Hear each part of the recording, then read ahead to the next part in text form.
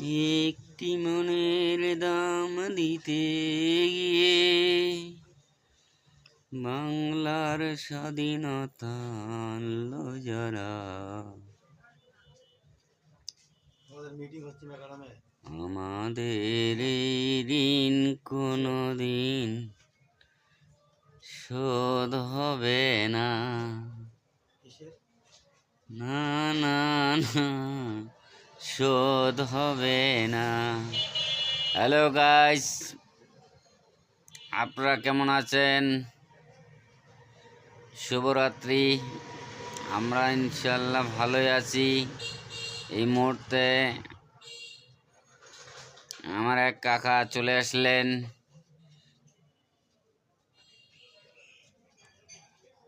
Paper হাতে করে নিয়ে।